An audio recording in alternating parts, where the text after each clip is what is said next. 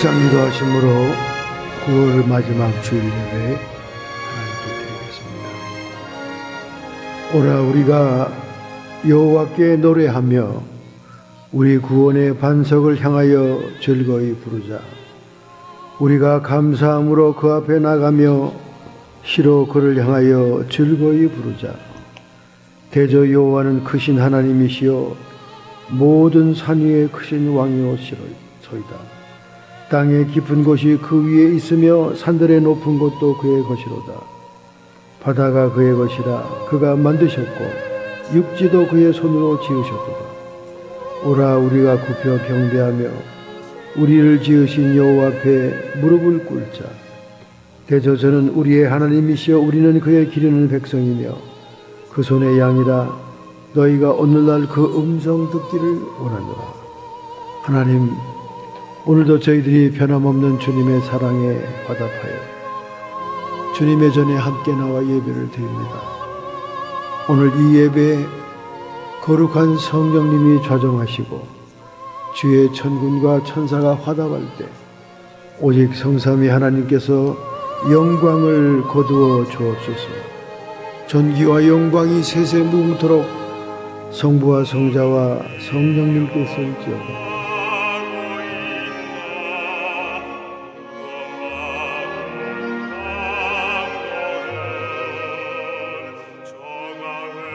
주님의 종들로 하여금 하나님을 향하여 타오르는 마음을 갖게 하옵소서. 우리 형제들에게 사랑의 마음을 갖게 하옵소서. 그러나 자신에 대해서는 강철 같은 마음을 갖게 하옵소서. 히포의 어거스틴의 기도처럼 오늘도 저희들은 자신을 향해서는 엄격하고 타인을 향해서는 용서와 화해와 사랑을 베풀 줄 아는 넉넉한 마음을 허락하여 주옵소서. 주님의 사랑의 복음에 대해 저희들이 알지만 사랑을 행치 못한 것을 고백하며 우리의 약함과 우리의 허물을 토설하오니 이 시간도 예배할 수 있는 정결한 영으로 저희들을 깨끗게 하옵소서. 어린 양 예수님의 보혈의 피로 죄 씻음 받았음을 감사하며 기도하옵나이다.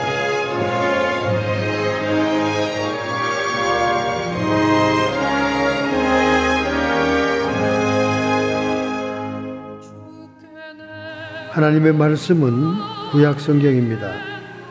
열왕기하 6장 1절부터 7절의 말씀을 함께 통독으로 봉독하겠습니다. 하나님의 나라의 능력을 회복하자 하는 제목으로 말씀의 은혜를 받고자 합니다. 선지자 생도가 엘리사에게 이르되 보소서 우리가 당신과 함께 거한 곳이 우리에게는 좁으니 우리가 요단으로 가서 거기서 각각 한 제목을 취하여 그곳에 우리의 거할 초소를 세우사이다. 엘리사가 가로되 가라. 그 하나가 가로되 청컨대 당신도 종들과 함께 가소서. 엘리사가 가로되 내가 가리라 하고 드디어 저희와 함께 가니라. 무리가 요단에 이르러 나무를 베더니 한 사람이 나무를 벨 때에 도끼가 자루에서 빠져 물에 떨어진지라. 이에 외쳐 가로되 아하 내 주여 이는 빌어온 것이나이다. 하나님의 사람이 가로되 어디에 빠졌느냐 하매 그곳을 보이는지라. 엘리사가 그 나무 가지를 베어 물에 던져서 도끼로 떠오르게 하고 가로되 너는 취하라. 그 사람이 손을 내밀어 취하니라. 아멘.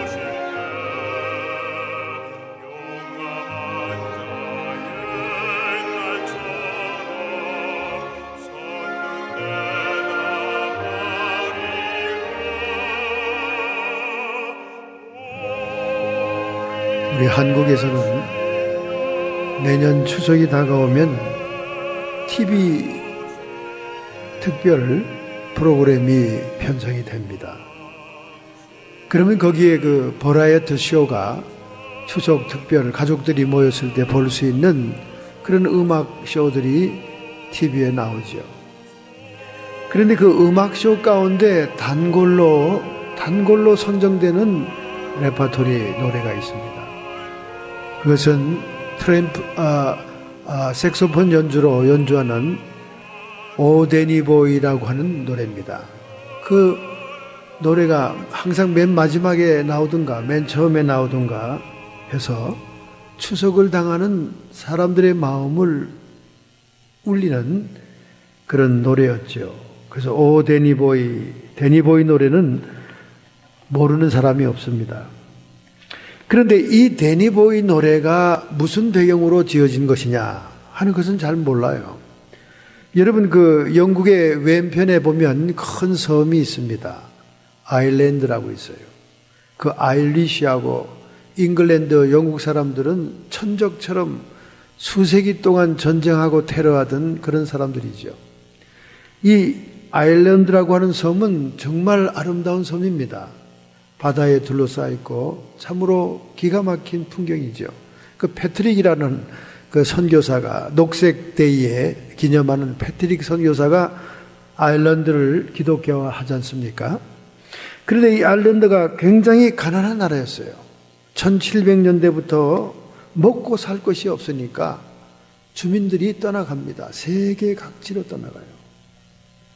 그러던 중에 1870년대 결정적인 기근이 다가옵니다. 이 아일랜드는 약간 북극 바다의 쌀쌀한 그런 기후의 영향을 받아서 춥습니다.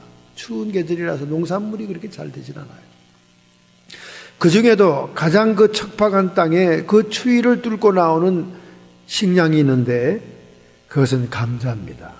그래서 아일리시 사람들은 감자가 주식이었어요.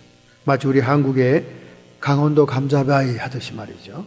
추운 지방. 근데 그 1870년대 감자까지도 흉년이 드니까 더 이상 동네에 있을 수가 없는 거예요. 남아있을 수가 없어요.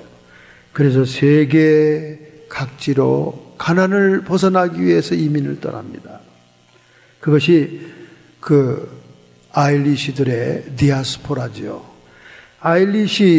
아일랜드에 사는 인구는 정작 500만 명밖에 안 됩니다.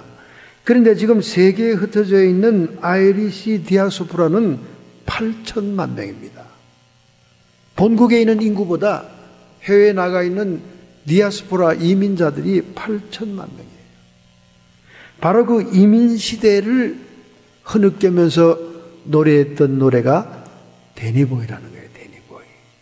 이 데니라는 것은 다니엘의 준말이지 않습니까? 아일리시 사람들 가운데 데니라는 이름은 마치 우리 한국의 철수와 같은 이름이었어요.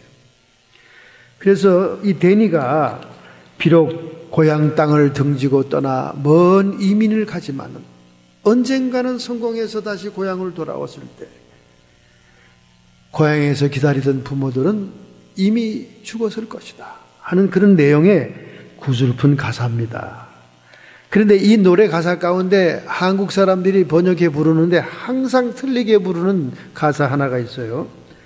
I must go and I must bide. 그런 말이 있습니다. 이것은 나도 가고 또 너도 가야지 이렇게 번역을 했는데 이거 잘못된 번역이에요. 나는 가고 너는 남아 있어야지 그런 뜻입니다. 즉 남아있는 부모들, 남아있는 조상들이 기다린다는 얘기예요. 데니보이를 성공해서 돌아오기를 기다린다는 거죠. 내가 돌아와 내게 왔을 때에는 장미가 죽어 있고 아일랜드는 장미가 굉장히 아름답습니다. 또 나도 죽어 있을 거야. 너는 내가 누워있는 무덤을 찾아와 무릎을 꿇고 나를 위해 기도할 거지. 나는 물론 들을 것이고 내 무덤은 더 따뜻하고 더 달콤하여질 것이다. 내가 허리를 굽히고 나를 사랑한다고 말할 때 그러면 내가 너에게 다시 올 때까지 평안히 잠들어 있을 것이야. 뭐 이런 아주 구슬픈 얘기입니다. 자식들이 이제 떠나고 고향에 남아있던 부모들이 내가 성공해서 돌아온다 할지라도 결코 살아서는 만나지 못하고 나는 무덤에 있을 것이다 하는 그런 내용의 데니보이가 우리 추석 명절에 느닷없이 우리 한국의 민요도 아닌데 모든 사람들의 마음을 구슬프게 합니다. 그것은 정서적으로 우리 한민족과 매치가 되는 것이 있기 때문에 그래요. 여러분, 우리 한민족도 1960년대에 얼마나 가난했는지 몰라요. 1인당 소득이 87달러였습니다. 그때 미국이 차관을 허락하지 않자 박정희 대통령은 소득에서 차관을 얻어서 경제 발전을 시도합니다.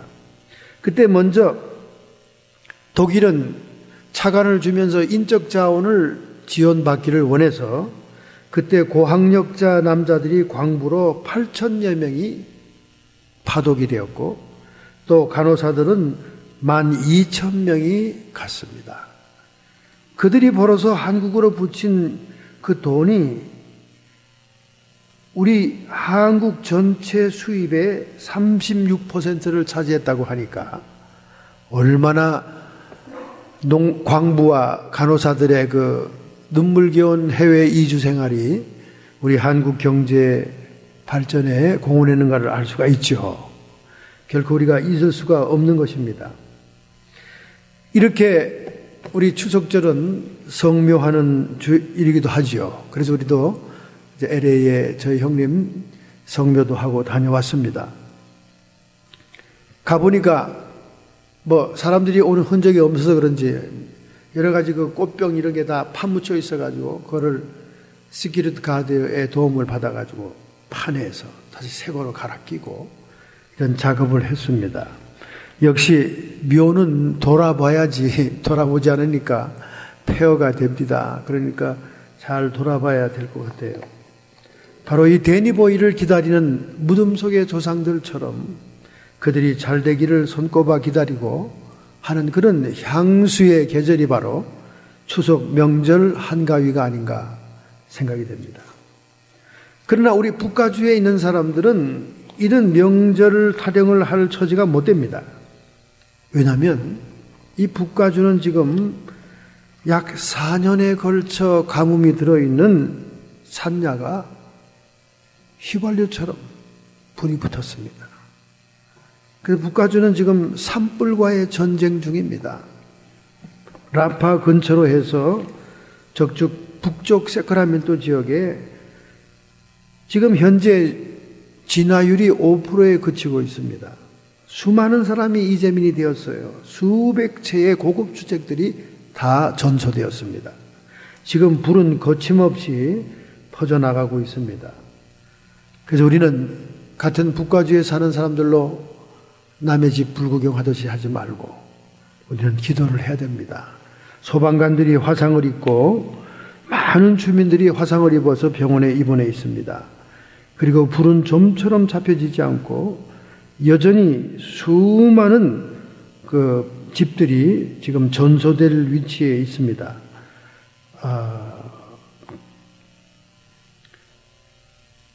비트파이어라고 하는 제목의 이름을 걸어놓고 불고기 전쟁을 하고 있습니다. 가뭄으로 인해 매우 건조해진 산림이 연료의 역할을 하고 있으며 강풍까지 불어서 지금 수많은 집들이 타고 있다는 거예요.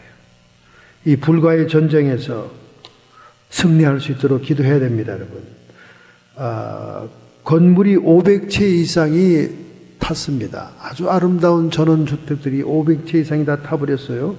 그리고 불은 계속해서 주택가로 넘어오고 그 다음에 후리웨이 달려가던 차들이 그냥 불이 타가지고 후리웨이에서 불타는 그 자동차를 볼 수 있을 정도입니다.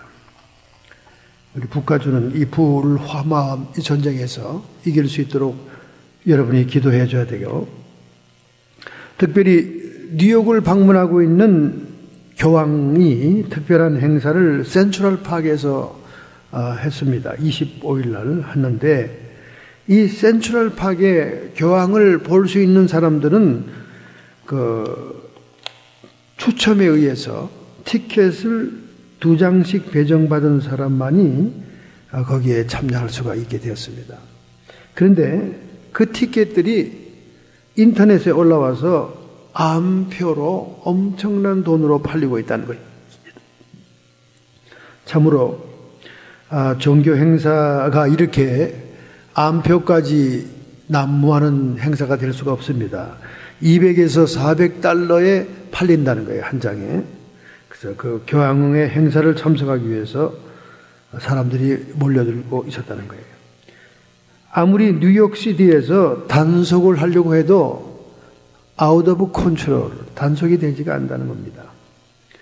이렇게 지금 우리가 살고 있는 북가주에는 불타고 있고, 그리고 저 동부 뉴욕에는 교황의 행사에 참여하기 위해 암표들이 난무하는 그런 재밌는 지난 주간입니다. 이렇게 우리 인생들은 살면서 여러 가지 행사와 이벤트와 사건들을 만나게 되는 거지요. 이런 사건들, 이런 행사들이 하나하나 첩첩이 쌓여서 우리의 인생이라고 하는 거대한 건축물이 세워지게 되는 것입니다. 오늘 우리가 읽었던 본문의 말씀은 다른 게 아닙니다. 엘리사 시대에는 선지자를 키우는 생도 학교가 있었습니다. 선지자 학교가 있었어요. 마치 오늘날 신학대학처럼 하나님의 종들을 키워내는 그런 영적인 학교가 있었다는 거예요. 그래서 엘리야를 이어 엘리사가 그 선지자 생도들을 가리키면서 양육하고 있었는데, 그들이 기숙하는 거처가 너무나 협소해졌습니다. 엘리사 시대는 선지자의 전성시대였어요. 하나님의 능력을 눈으로 볼 수 있는 시대였습니다. 그러니 자연히 선지자 생도 후배생들이 많을 수밖에 없죠. 그들이 몰려와서 이렇게 영적인 지도를 받으려고 하니까 기숙사가 부족했다는, 기숙사가. 그래서 거기에 반장격이 되는 생도가 엘리사 선지자에게 제안을 한 거예요. 우리가 요단 숲을 있는 그 삼림지대에 가서 나무를 해다가 이 기숙사를 증축해야 되겠습니다.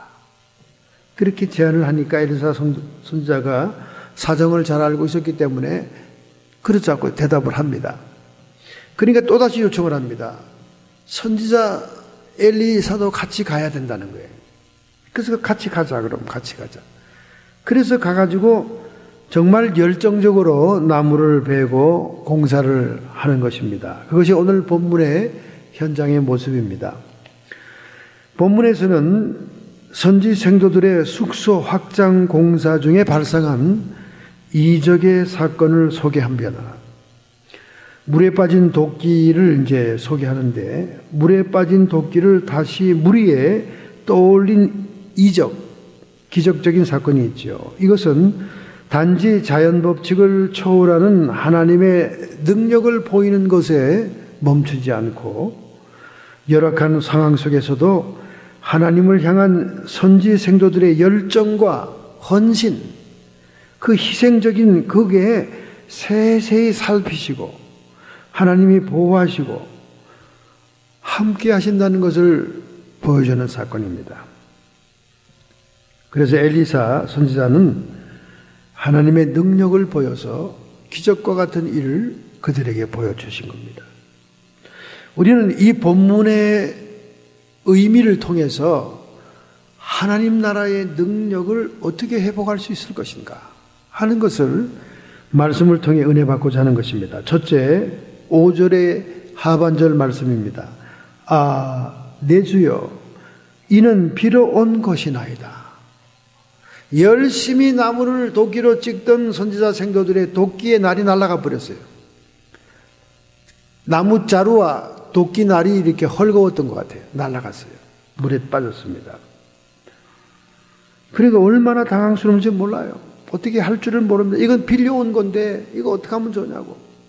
빌려온 것이었기 때문에 그 나무 자루와 도끼 날의 사이에 헐거웠고 곧 떨어져 나갈 수 있다는 그런 사실을 잘 몰랄 수 있었던 것입니다.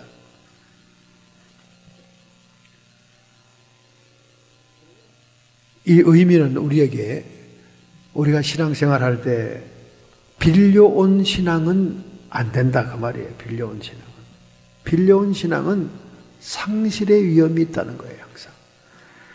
오늘날 신앙생활에 간증이 난무하고 있고 믿음 좋은 사람 얘기와 능력 체험한 사람들의 간증들이 수없는 책에 수없는 라디오 매스컴으로 들려옵니다. 우리는 그 많은 간증들을 들으면서 은혜를 받기도 하고 또 은혜를 또 느끼기도 합니다.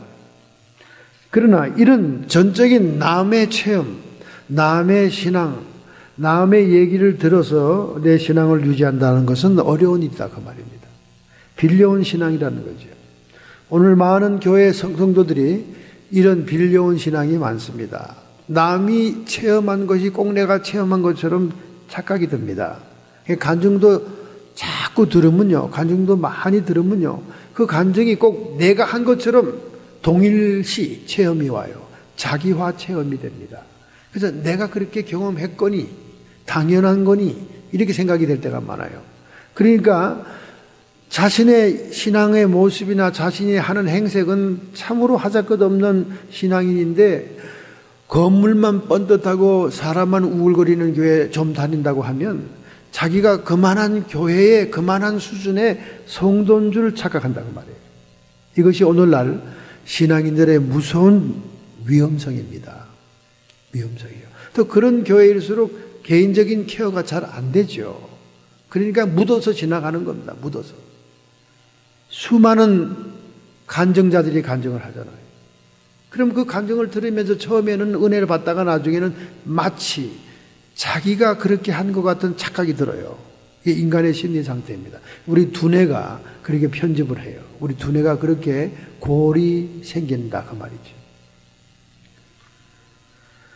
그러나 오늘 본문에 나온 이 생도는 빌려온 것이기 때문에 갖다 주어야 되니까 그 절박성이 너무나 지나친 겁니다. 어떡하냐고. 여러분과 저의 개인적인 믿음의 체험, 신앙적인 체험, 영적인 체험들은 자신이 해야 됩니다.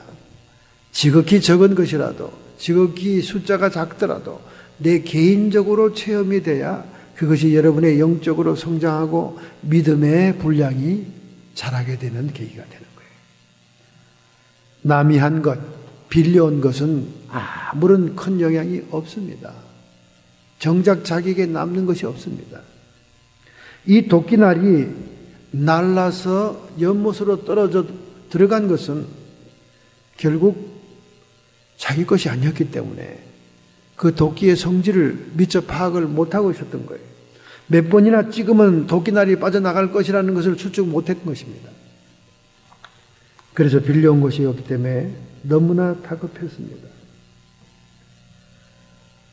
오늘 여러분과 저는 이렇게 도끼날을 잊어버리지 않으려면, 우리의 믿음과 신앙을 상실하지 않으려면 자신이 스스로 체험을 해야 된다는 거예요. 스스로 믿음의 비밀을 간직할 수 있어야 된다는 거예요.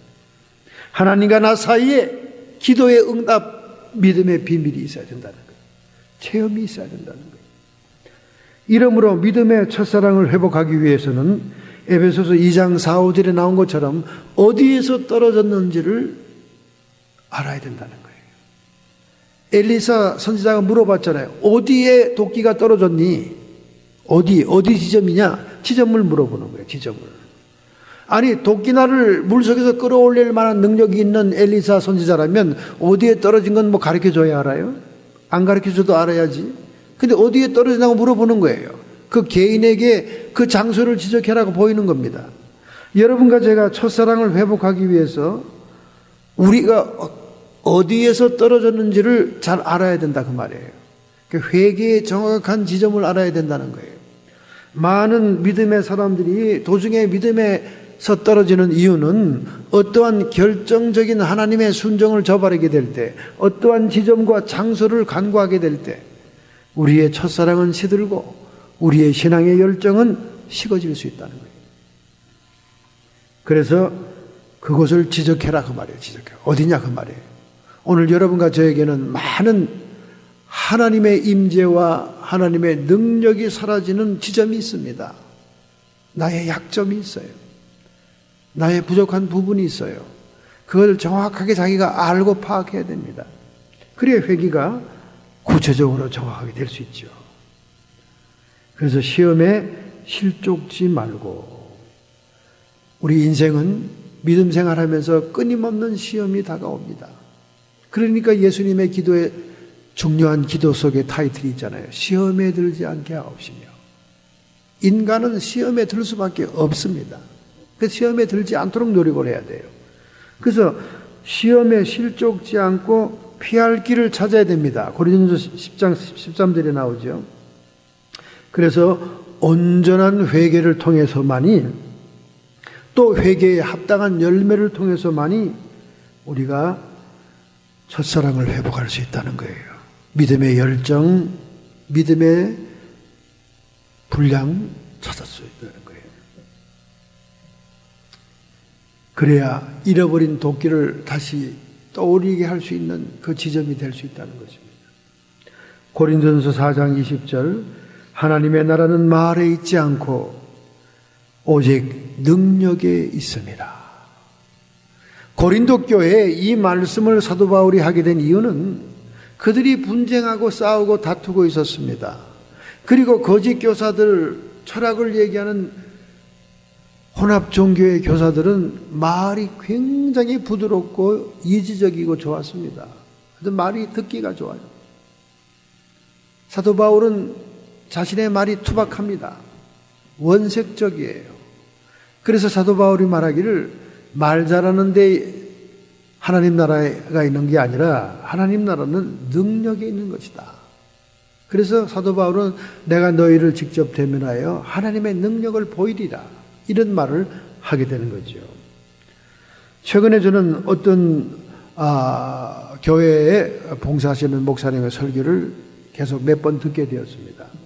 굉장히 말이 부드럽고 말이 좋아요. 참 듣는 사람이 참 불편함이 없습니다. 아주 감미롭게 말을 잘하시더라고요. 그래서 감미롭게 잘 들었죠. 저도 들었는데 설교를 몇 번 듣고 나서 가만히 묵상을 하는데 복음의 능력이 없는 거예요. 뭐가 허전하다 했더니 복음의 능력이 없더라고. 말은 부드럽고 매끄럽게 가고 듣기에 너무나 소홀하게 잘 얘기하는데 위트 있고 뭐 좋은데 복음의 능력이 느껴지지 않는 거예요. 성령 받은 사람은 그런 게 알려집니다. 이 분별이 되니까요. 그래서 왜 그럴까 도대체? 저렇게 말씀을 잘하시는데, 아주 한자도 안 틀리게 잘하는데 말이죠. 성경만 쪼개서 얘기하시는데 왜 그럴까? 두 번째 말씀에서 나옵니다.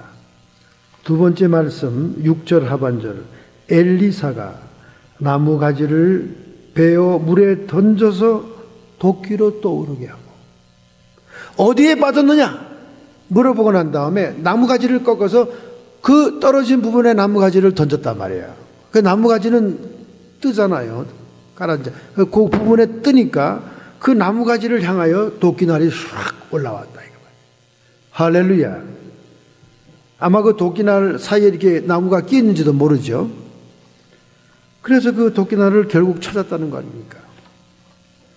여러분, 마가복음 17장 28절, 누가복음 9장 12절 17절, 또 신명기에 가면 나무에 매달린 자마다 저주받은 자라 할지니 하면서 이 나무는 십자가를 상징하고 있는 것입니다. 즉 십자가의 흔적이 있는 그곳에 하늘나라의 능력이 드러나더라는 거예요. 할렐루야. 엘리사의 선지자적인 능력이 드러나게 된 것은 나뭇가지를 던졌을 때 그 나뭇가지를 통하여 도끼날이 떠올랐다는 거예요. 즉 이 나뭇가지는 신약의 예수 그리스도의 십자가를 상징하는 것으로서 회개를 통한 자기 부인과 그리고 자기 헌신을 통한 자기 희생, 이 십자가의 흔적만이 하나님의 나라의 권세와 능력을 움직이게 하더라 그 말입니다. 할렐루야. 왜 그렇게 깔끔하고 그렇게 아름다운 목소리로 부담 없이 들려온 그 듣기 좋은 설교에 하나님 나라의 능력이 느껴지지 않았느냐? 십자가의 흔적이 없었어요. 십자가를 강조하지 않습니다. 여러분, 십자가만 강조하지 않으면요 모든 교인들이 오케이입니다.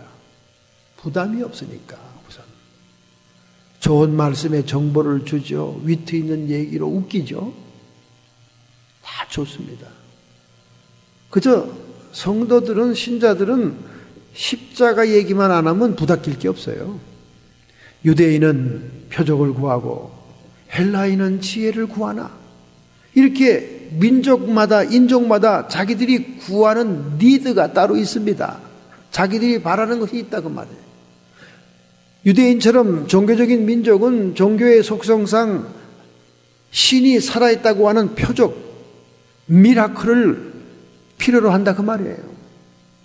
그러나 그 당시에 지식인이었던 헬라인들은, 철학의 도시 헬라의 사람들은, 아테네 사람들은 소피아, 지혜를 구한다 그 말이야.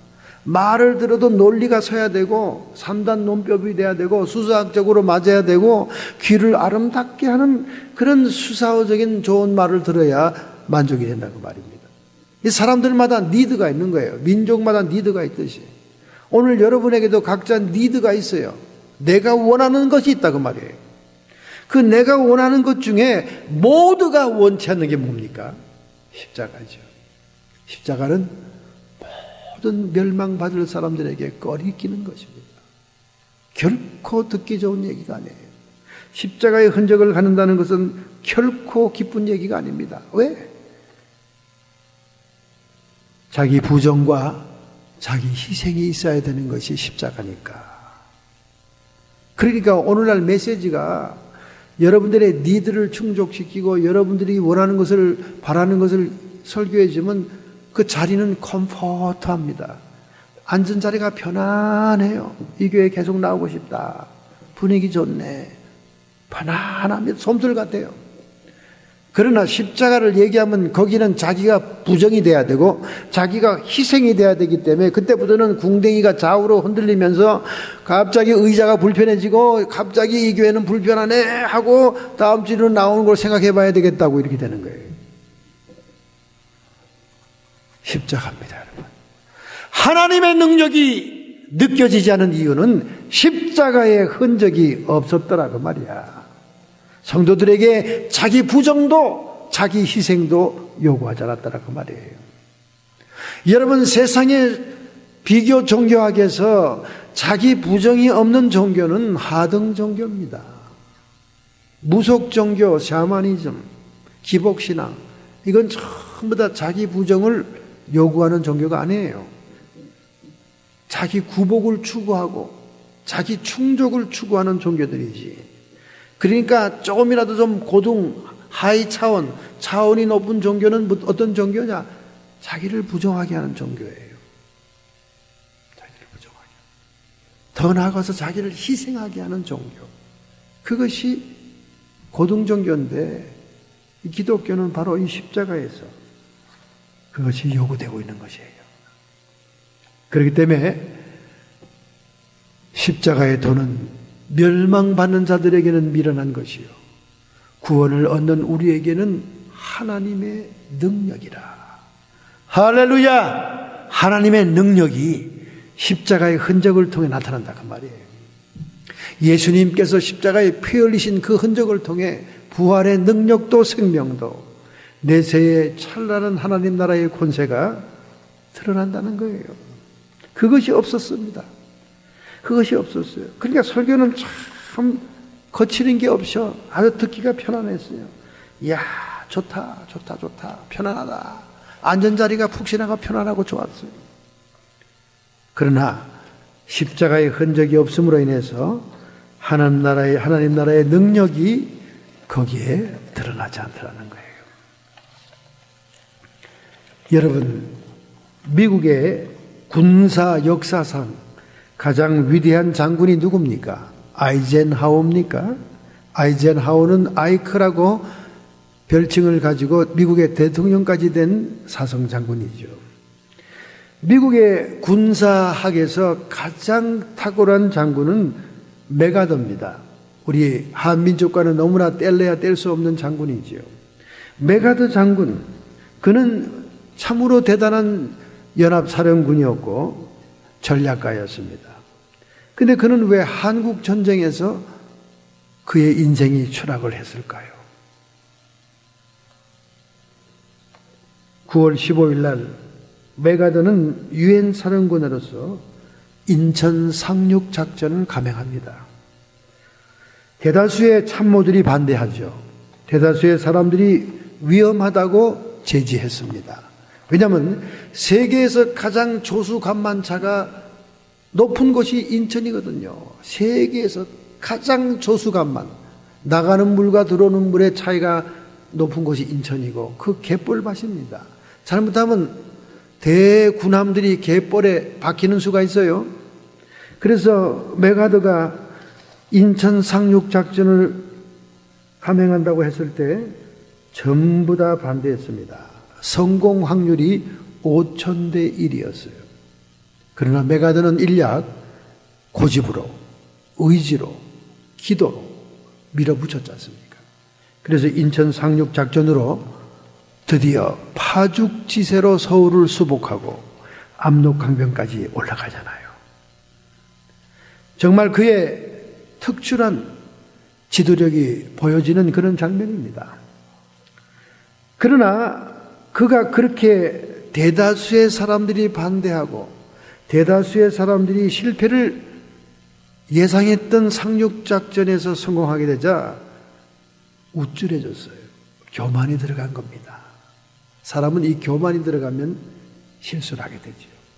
트루만 대통령이 일본 근해의 섬까지 와서 메가드에게 질문을 했습니다.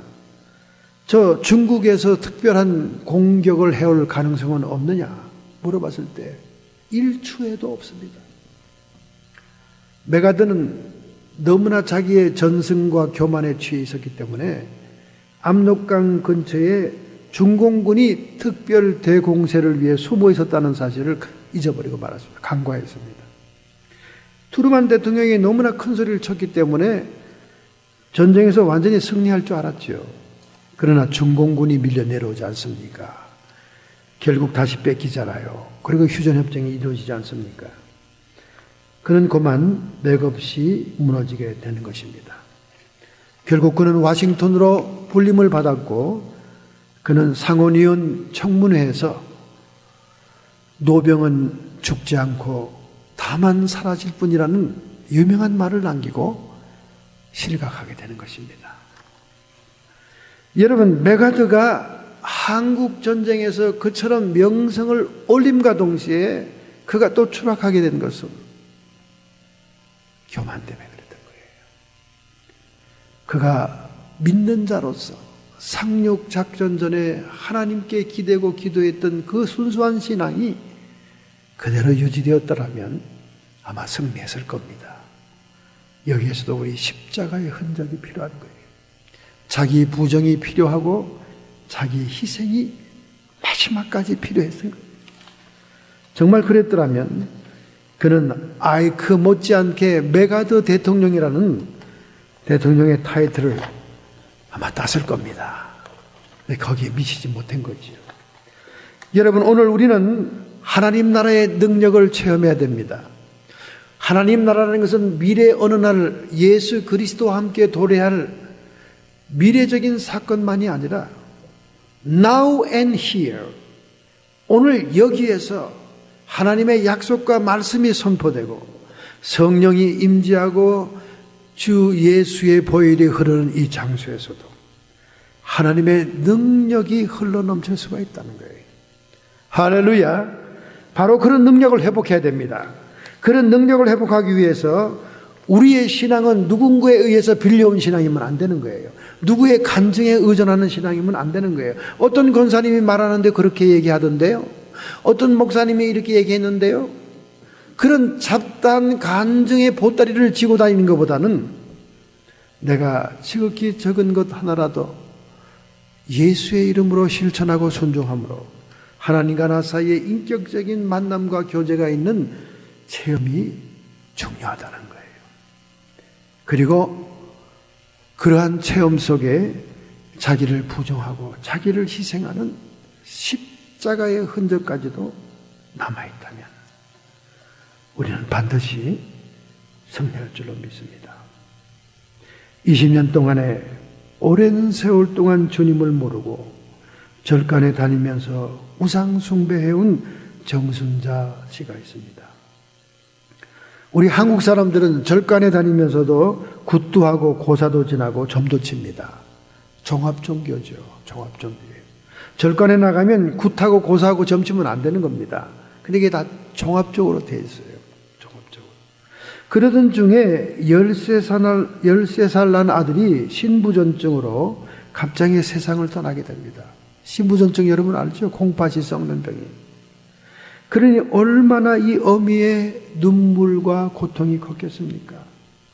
그 아이를 낫게 하기 위해서라도 그는 점집에 다니고 고사 드리고 굿하고 절간에 드리고 굉장한 애를 썼는데 결국 아들을 상실한 실망과 슬픔 속에 삶의 의욕을 상실할 겁니다. 식음을 전폐하고 누워있을 때 그 약수동 산골짜기에 전도하러 다니는 전도 부인을 만납니다. 그분이 그 소식을 듣고 문을 삐죽이 열고 들어옵니다. 그리고는 그 밑에 있는 금옥교회에 나가자고 전도를 하죠. 그러자 이 사람이 하는 말이 내가 굿하느라고 돈도 얼마나 드리고 고사도 숱하게 드렸고 절간에도 시주를 많이 해서도 아무런 효험이 없었는데 결국 애를 지우고 난 이후에 나 혼자 살겠다고 교회 간다는 것은 말이 안 되지요. 그리고는 그 전도사가 열정적으로 전도하는데도 전도를 거부합니다. 그런데 이 전도사가 다녀간 그 밤에 까만 자동차가 자기 집 앞에 탁 서더니 말이죠. 거기서 까만 옷을 입은 사람들이 막 들어오는 거예요. 그들이 자기를 데려가겠다고 끌고 나가는 겁니다. 그래서 막 소리를 지르고 아까 낮에 왔던 전도사의 이름을 막 부르면서 그 대문짝에서 버티고 안 간다고 그러니까 잠이 깼어요. 너무나 식은땀이 나는 겁니다. 그날은 아침에 일어나자마자 식은땀을 흘리면서 문 밖에 골목 어귀에 앉아 있었어요. 왜냐하면 지나가는 전도사를 붙잡으려고 꿈 얘기를 해야 될 거 아닙니까? 내가 죽을 건지 살 건지 알아봐야 될 거 아니에요. 그랬더니 그날도 전도하러 다니는 그 전도사가 그 골목을 지나가는 거예요. 얼른 팔소매를 붙잡고 내 얘기 좀 들어보세요. 그 얘기를 한 거예요. 자매님도 저 따라서 교회 안 나가면 이제 곧 아들처럼 죽을 겁니다. 그걸 보여준 거예요. 아이고 머니나 나도 죽게 됐구만. 그러니까 다른 생각하지 말고 오늘 수요일이니 저희 교회에 저랑 같이 가세요. 그러면 꿈자리가 달라질 거예요. 그러는 거야. 그래서 다급하니까 살고 싶으니까 그날 그 전도사 뒤에 묻어서 이제 수요일 예배를 참석한 겁니다. 수요일 예배 다 마치니까 선사님이 자기를 데리고 목사님 앞에 무릎을 딱 꿇치면서 기도 좀 받게 해달라고 그랬어요. 그래서 목사님이 간절히 기도하는데 그만 여자가 픽 옆으로 쓰러져 버렸네. 거품이 드르륵 나오는 거예요. 그 전사님이 막 몸을 쭈무르면서 담요를 덮어두고 그리고 옆에 있는 여러 집사님 모시고 막 찬송을 부르고 그러고 있습니다. 목사님은 그냥 집으로 가셨어요. 새벽이 다 돼가는데도 일어나질 않는 거예요. 그러니까 점점 전도사님하고 옆에 있는 신자들은 찬송 소리가 높아집니다. 그들이 새벽 기도하기 직전에 부두둑 하고 일어나는 거예요. 그들이 하는 소리가 글쎄요 제가 잠깐 누워있는데 어저께는 까만 차가 왔었어요. 근데 오늘은요 하얀 차가 왔다는 거예요. 하얀 차가 와가지고 하얀 옷을 입은 사람들이 들어오는데 자기 집 대문에서부터 쫙 하얀 카펫들을 끌더니 그것이 오늘 내가 여기 누워있는 교회까지 연결이 되었다는 거예요. 거 봐요. 내가 그랬잖아요. 교회 나와야 산다고요. 그 말은 딴 말이 아니네요. 이제는 당신을 살리는 길이 교회에 있다는 걸 보여주는 겁니다. 그러니 열심히 예수 믿읍시다. 그래서 이분은 그 꿈을 통해 놀라운 체험을 하고는 열정을 다해서 교회에 나오게 됐다는 것입니다. 할렐루야. 그리고는 하나님의 성령의 은사를 받고 기도 체험하고 응답의 체험을 하고 난 다음 이 전도사와 같이 짝을 이루어서 동네 방네 다니면서 우울증에 빠져있는 자, 병든 자, 고통하는 자, 신음하는 자들을 전도하기 시작했다는 거예요. 할렐루야. 그래서 그의 첫 번째 전도 결실이 그 옥수동 산골짜기에 40명의 영혼들을 교회로 인도했다는 겁니다. 할렐루야. 꿈이라도 자신이 영적인 체험을 하게 될 때 자신의 신앙이 자라게 된다는 거예요. 꿈이라도 생과 사를 구분할 수 있을 때 하나님의 교회 나와 신앙이 불타오른다는 것입니다. 여러분과 제가 잘 알고 있는 코카콜라, 이 코카콜라는 세계적인 기업 아닙니까? 여러분, 이 코카콜라의 원주인 이름이 아더지 캠플러입니다. 아더지 캠플러. 이 아더지 캠플러라는 사람은 알코올 중독자였어요. 지독한 알코올 중독자였어요. 이분은 술이 입에서 떨어지면 안 돼요. 그래서 누런 봉지에다 술병을 집어넣고는 맨날 입에 달고 다닌 사람이에요. 그러니 그 부인 되는 사람은 얼마나 속이 탔겠습니까? 그는 열정적인 교인으로서 그 남편 술주정뱅이를 위해서 오랜 세월을 기도합니다. 오랜 세월.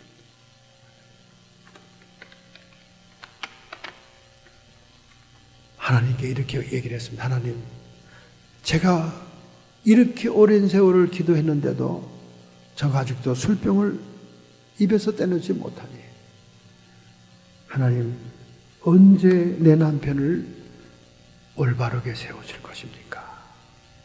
그렇게 기도를 합니다.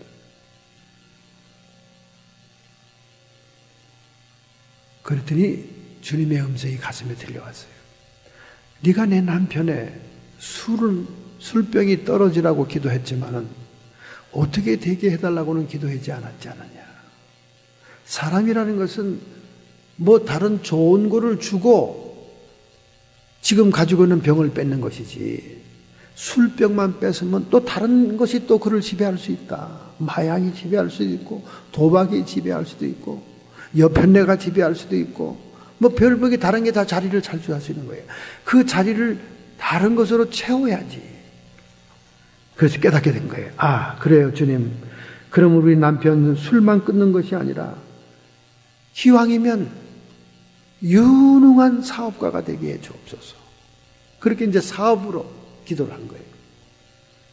그렇게 작정해서 기도하는 중인데, 이 아서지 캔들러가 그날도 역시 술 먹고 반은 취해가지고 흔들거리면서 집으로 오는 동구박 담 옆에 몸을 의지하고 돌아오는데 갑자기 마련 하늘에 천둥이 틀리듯이 큰 음성이 들리는 거예요. 큰 음성이 들리는 거예요. 자신의 본능적인 욕구를 거절하는 사람은 반드시 승리한다 하는 그런 우레와 같은 소리를 듣는 거예요. 깜짝 놀란 거예요. 자기의 그 본능적인 욕구를 거절하는 자는 반드시 승리한다는 거예요. 그래서 막 둘러본 거예요. 이게 어디서 난 소리인가 말이야. 이게 어디서 스피커인가. 그런데 그 시간에 그 부인은 남편을 위해서 그렇게 눈물로 통곡으로 기도하고 있었던 거예요. 정말 그때부터 그는 완전히 알코올로부터 해방이 됩니다. 그런데 하나님은 참으로 놀랍고도 풍성한 분이에요. 알코올만 뺏은 것이 아니라 그가 가장 좋아하는 사업을 맡기는데 그것이 바로 코카콜라 사업이 됐다는 것입니다. 할렐루야. 하나님의 능력, 하나님 나라의 권세는 이와 같이 인간의 상상을 뛰어넘고 초월적으로, 초자연적으로 역사하는 것입니다. 우리는 매일매일 하나님 나라를 바라보기만 하고 그 아버지의 영광을 생각하기만 하고 그 나라에 갈 것만 미래로 생각할 것이 아니라 오늘 나의 삶 속에 이 현장 속에서 하나님의 권세와 능력이 나의 문제 속에, 형편 속에 임하기를 기도해야 될 줄로 믿습니다. 할렐루야. 어디에 하나님 나라의 능력이 회복됩니까? 자기 부정이 있고 이 캔들러처럼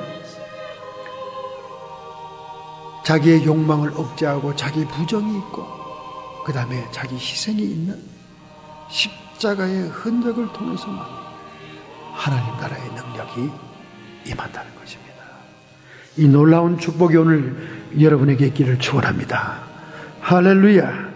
우리도 주님 앞에 캔들러처럼 자기의 욕망을 억제할 수 있는 자기 부정과 그리고 하나님 나라 영광을 위해 무언가를 섬기기 위해서 헌신할 자기 희생을 찾을 때 그곳에 하나님의 능력이 회복되고 잃어버린 은사들이 회복되고 우리의 영적인 삶 속에 가지가지 성령의 은사가 회복될 줄로 믿습니다. 결심하고 결단하는 마음으로 여러분의 가슴에 손을 얹겠습니다. 여러분의 아픈 부위에 손을 얹겠습니다. 하나님 아버지, 아무리 인간적으로 지혜로운 말을 한다 할지라도 사람들이 듣기 좋은 편안한 말이 있다 할지라도 그곳에 자기 부정이 있고 자기 희생이 있는 십자가의 칼자국이 없다면, 십자가의 흔적이 없다면 결코 하나님 나라의 능력은 우리에게 관통되어 올 수가 없는 줄로 믿습니다.